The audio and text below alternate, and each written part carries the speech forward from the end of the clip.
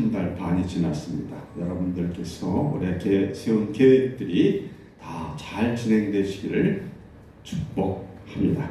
오늘 저는 본문의 말씀에 의지하여 하나님의 평강이라는 제목으로 은혜를 나누고자 합니다. 중국의 춘추시대 기나라에 하늘이 무너지면 어쩌나, 땅이 꺼지면 어쩌나, 이런 걱정을 하며 지내던 사람이 있었습니다. 이 사람 때문에 생긴 고사성어가 기나라 사람의 근심이라고 해서 아주 쓸데없는 걱정을 가리키는 말로 지금도 종종 사용되고 있죠. 이렇게 사람들은 아직 일어나지도 않은 문제에 대해서 너무 진지하게 걱정하는 경우가 많습니다. 미국의 심리학자 어니 제린스키는 모르고 사는 즐거움에서 다음과 같이 말하고 있습니다. 우리가 일상적으로 하는 걱정의 40%는 절대 현실로 일어나지 않고 30%는 이미 일어난 일에 대한 것이고 22%는 사소한 고민이며 4%는 우리가 바꿔 놓을 수 없는 일에 대한 것이고 마지막 남은 4%만이 그래도 고민할 가치가 있는 걱정인데 그것도 우리 힘으로 어쩔 도리가 없는 일에 대한 것이니까, 그러니까 하루에 고민은 10분만 하고 나머지는 신에게 맡겨야 한다고 하였습니다. 삼남안삼은 하나님의 섭리에 의해서 움직이고 있으니까 우리 인간이 걱정한다고 해서 일어나지 않아야 할 일이 일어나는 경우는 없다고 할 수 있을 것입니다. 그렇다면 이런 사실을 안다고 해서 우리는 정말로 아무 염려하지도 않고 살아가고 있는지요?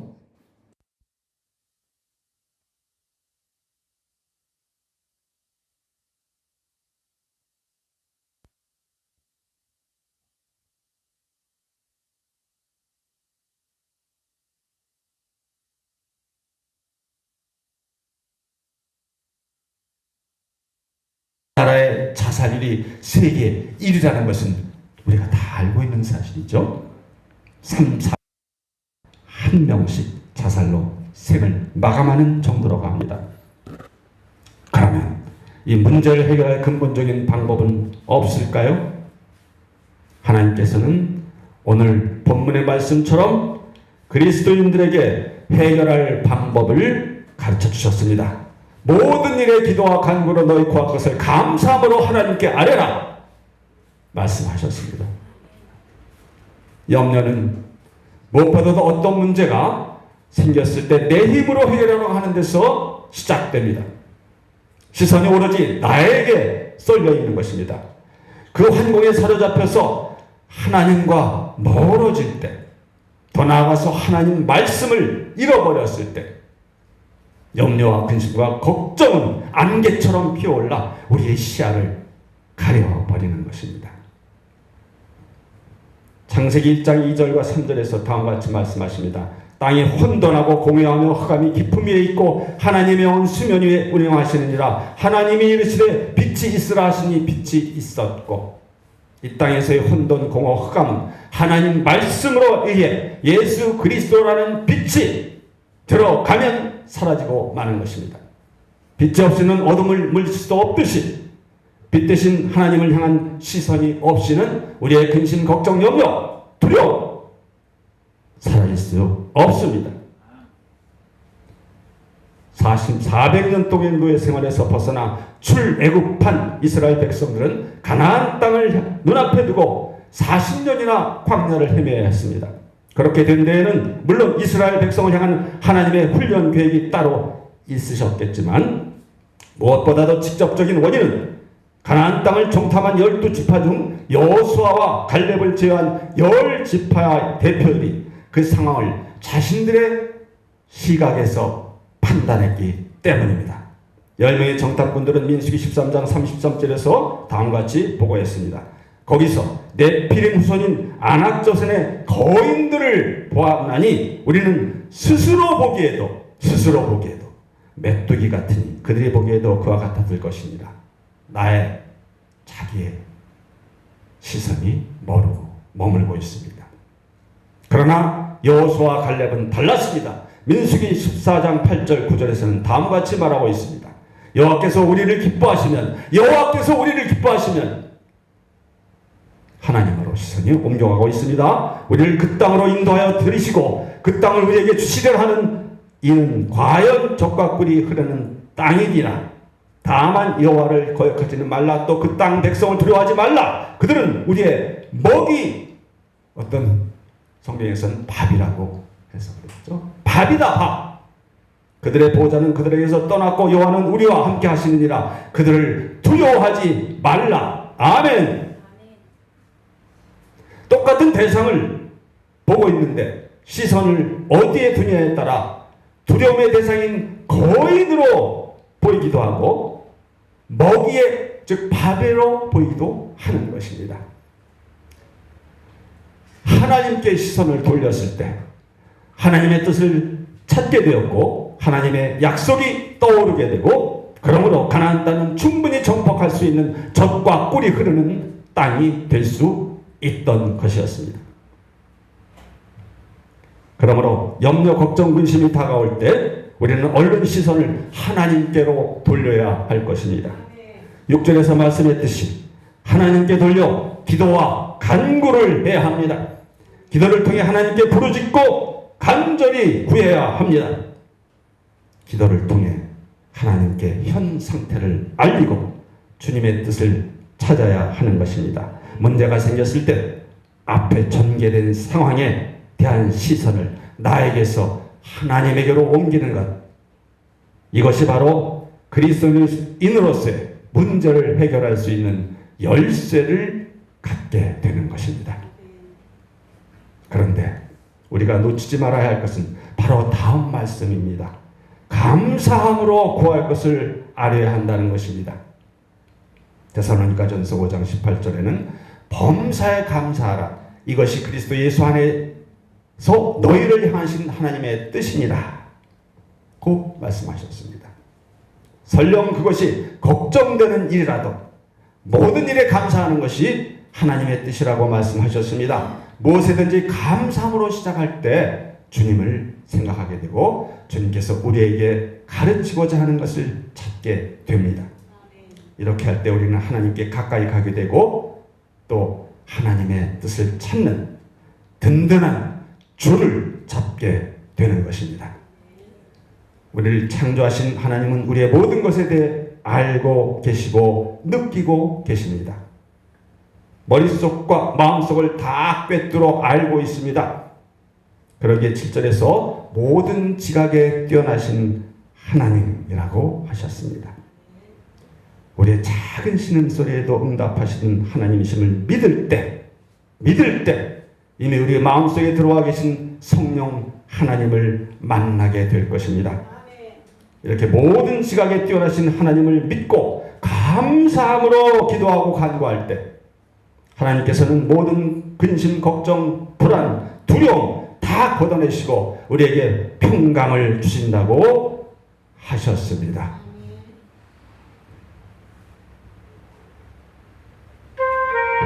다 같이 부르도록 하겠습니다. 식사하셨는데 하나님의 사랑을 사모하는 자, 하나님의 평안을 바라보는 자, 너의 모든 것 창조하신 우리 주님이 너를 얼마나 사랑하시는지 하나님께 찬양과 경배하는 자, 하나님의 선하심을 닮아가는 자, 너의 모든 것 창조하신 우리 주님이 너를 자녀 삼으셨네. 하나님 사랑의 눈으로 너를 어느 때나 바라보시고 하나님 인자한 귀로서 언제나 너에게 기울이시니 어두움에 밝은 빛을 비춰주시고 너의 작은 신음에도 응답하시니 너는 어느 곳에 있든지 주를 향하고 주만 바라볼지라.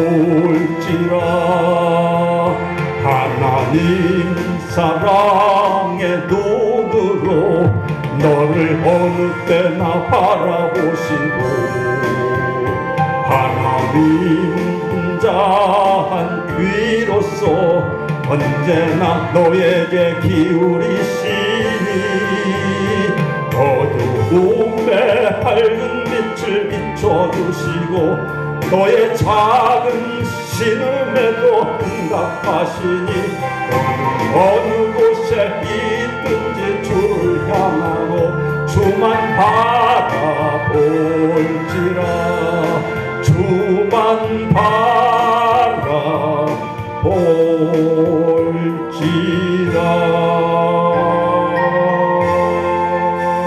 아멘.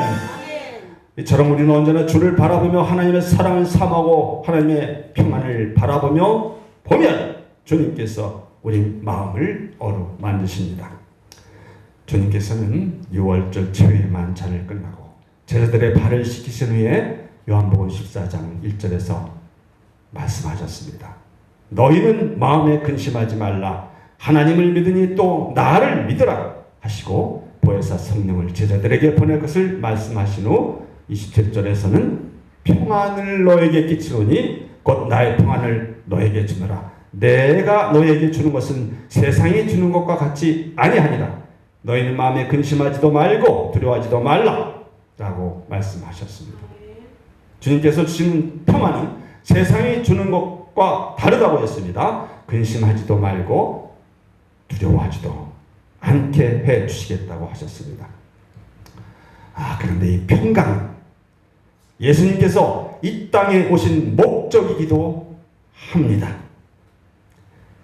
하나님께서는 예수님을 통해 인간에게 크게 두 가지를 주시려고 하셨는데 그것은 바로 사랑과 평강입니다. 오늘 이 시간에는 하나님께서 우리 사람들에게 주시고 했던 것 중에 평강에 대해 말씀하고자 합니다. 우리나라에서 가장 많이 사용하는 인사말이 무엇이죠? 우리나라. 안녕하십니까? 네. 미국에서는 이게 여러 가지니까 자꾸 안 떨어오죠? 굿모닝, 굿애프터눈, 굿이브닝, 굿나잇. 얘네들은 단계를 나누어 가지고 안부를 물어보죠. 이스라엘에서는 뭘 사용할까요? 가장 많이 사용하는 인사말. 지금 우리 말씀하고 연결되는 거죠. 샬롬이죠. 샬롬. 이 사람들도 뭐 구분하지 않고 하루 종일 똑같이 사용한다고 해요. 우리하고 닮은 점이 많아요. 이스라엘이. 이 샬롬은 상대방에게 하나님의 은총을 통해 평안과 축복을 임하기를 기원하는 인사라고 합니다. 그런데 예수님 탄생과 동시에 하나님께서는 제일 먼저 천사를 통해서 이 땅에 샬롬을 선포하셨습니다. 누가복음 2장 13절 14절에는 예수님께서 탄생하신 것을 목자들에게 알리는 장면이 나옵니다. 매년 크리스마스 때면 교회에서 행사나 공연이나 설교에 단골로 사용되는 말씀입니다. 아까도 어떤 목사님이 말씀하신 것 같은데 호련히 허다한 천군이 그 천사와 함께 있어 하나님을 찬송하여 가로되 지극히 높은 곳에서는 하나님께 영광이요 땅에서는 기뻐하심을 입은 사람들에게 평안하다. 이 말씀을 최초로 전하셨어요. 그렇습니다. 땅에서는 기뻐하심을 입은 사람들에게 평화로다 하여 주님께서 이 땅에 평화를 주려 오신 것을 강조하셨습니다. 또한 요한복음 20장 19절부터 21절에서는 예수님께서 돌아가신 지 사흘 만에 부활하시어 두려워 떨고 있던 제자들에게 처음으로 나타나시는 장면이 나옵니다. 19절 이날 곧 안식 후 첫날 저녁 때 제자들이 유대인들을 두려워하여 모인 곳에 문들을 닫았더니 예수께서 오사 가운데 서서 이르시되 너희에게 평강이 있을지어다. 이 말을 하시고 손과 옆구리를 보신 이 제자들이 주를 보고 기뻐하더라. 예수께서 또 이르시되 너희에게 평강이 있을지어다. 아버지께서 나를 보내신 것 같이 나도 너희를 보내노라. 이처럼 두려움에 떨고 있던 제자들에게 나타나 처음으로 하신 것이 너희에게 평강이 있을지어다 라는 말씀을 두 번이나 반복하신 것이었습니다. 게다가 26절에 가면 8회를 지나서 제자들이 다시 집안에 있을 때 동화도 함께 있고 문들이 닫혔는데 예수께서 이 오사 가운데 서서 이르시되 너희에게 평강이 있을지어다 라고 하여 전에 부활하신 주님을 보지 못했기에 의심하던 도마를 포함한 제자들에게 나타나 또 한 번 평강을 강조하셨습니다. 3번 하신 것입니다.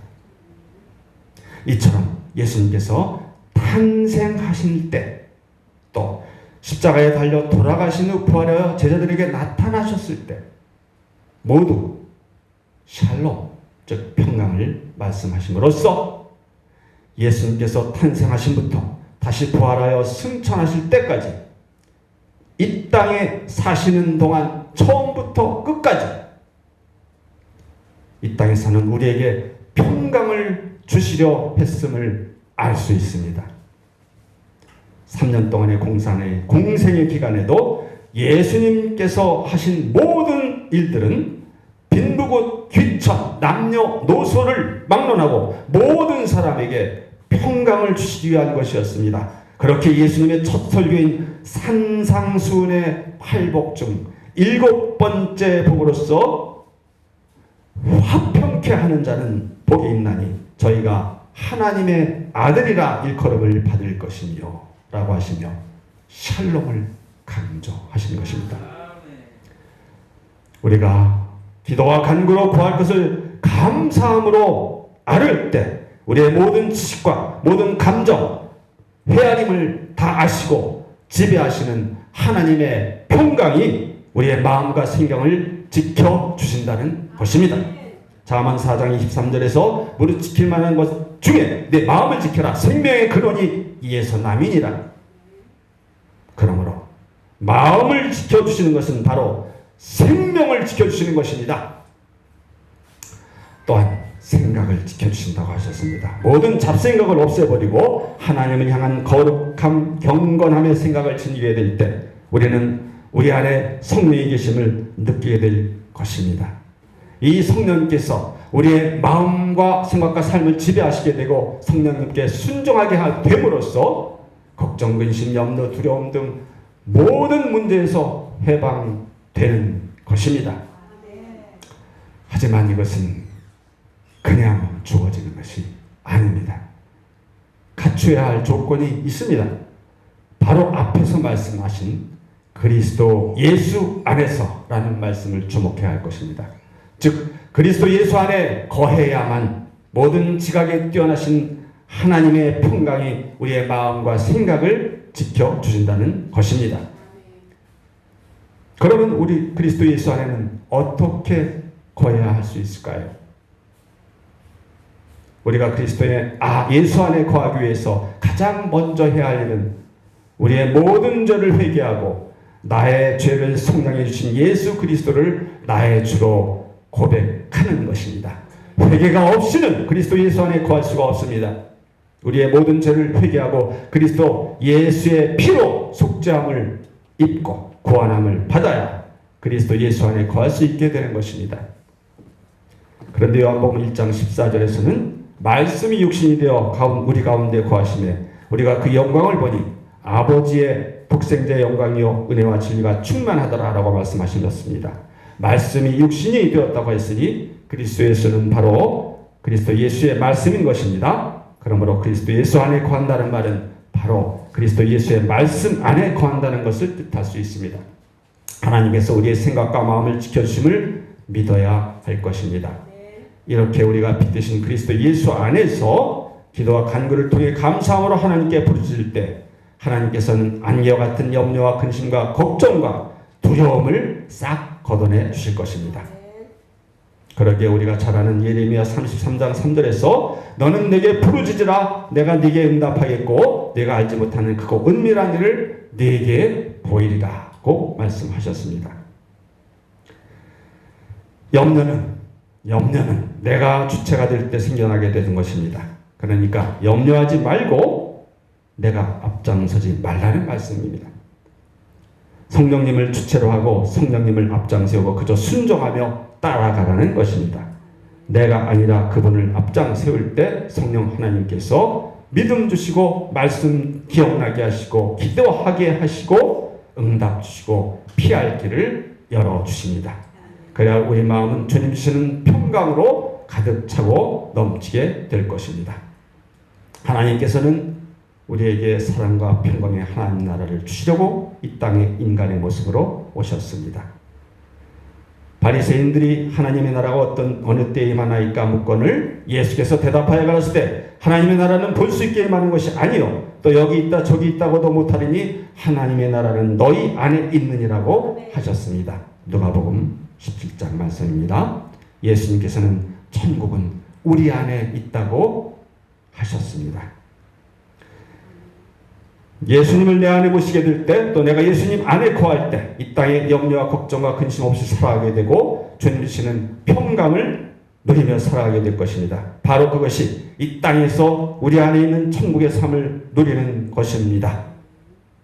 이것은 에덴 동산에서 누리던 평안을 잃고 근원적으로 걱정과 두려움에 빠져 살아가고 있는 인간의 마음에 잃어버린 평강을 찾아주시어 우리 인간이 이 땅에 사는 동안 하나님 나라를 누리게 하시려고 하나님께서 예수님을 보내신 목적이기도 합니다.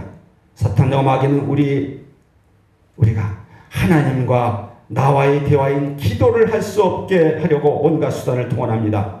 하나님과의 관계를 끊어놓아 걱정과 근심에 묶여놓으려고 합니다. 성경에는 걱정이라는 단어가 550번, 두려움이라는 단어가 360번 나온다고 합니다. 그만큼 우리의 삶은 걱정과 두려움에 쌓여 있음을 말하는 것이라고 할 수 있습니다. 하지만 하나님께서는 우리 그리스도인에게 이러한 상황에서 벗어날 수 있는 방법인 기도를 주셨습니다. 기도를 하면 예수님이 내 안에 오시게 됩니다. 예수님을 내 안에 모시면 예수님께서 위로와 평강을 주십니다. 시편 43편 11절 말씀 내 영혼아 내가 어찌하여 낭망하며 어찌하여 내 속에서 불안해하는가 너는 하나님께 소망을 두라 그가 나타나 도우심으로 말미암아 내 하나님을 여전히 찬송하려다고 하였습니다. 하나님께 소망의 시선을 두면 하나님의 도우심으로 인해 평강의 찬송이 흘러나올 것을 믿어야 합니다. 우리는 항상 본문의 말씀처럼 그리스도 예수 안에서 아무것도 염려하지 말고 다만 모든 일에 기도와 간구로 우리의 구할 것을 감사함으로 하나님께 아뢰읍시다. 그래야 언제나 하나님께서 주시는 평강을 누림으로써 이 땅에서도 천국의 삶을 누리는 저와 여러분이 되시기를 축원합니다. 축원합니다. 기도하겠습니다. 하나님 아버지 감사합니다. 우리 예배를 기쁘게 받아주시니 감사합니다. 늘 우리 곁에 계시며 우리의 작은 신음에도 귀 기울이시고 응답하시는 하나님, 언제나 하나님만 바라보며 주님 주시는 평강으로 어떤 어려움도 잘 이겨내고 이 땅에서도 천국의 삶을 누리며 살아갈 수 있도록 하여 주옵소서. 개국 6주년을 맞은 드림 찬양 선교방송을 위해 기도드립니다. 온 세상에 주님의 생명의 말씀을 충실하게 전하는 방송이 되어 많은 영혼을 구하고 주님께 맡겨주신 사명을 잘 감당할 수 있게 하여 주옵소서. 그래야 언제나 주님께 영광 올리는 방송이 되게 하여 주옵소서. 방송을 이끌어 가시는 방근숙 선교사님과 동역자 여러분들 건강을 지켜주시고 가정과 교회와 일터를 축복하여 주옵소서. 넉넉히 이 사역을 감당해낼 수 있게 능력과 재물도 풍족히 내려주옵소서. 예수님 이름으로 기도드립니다.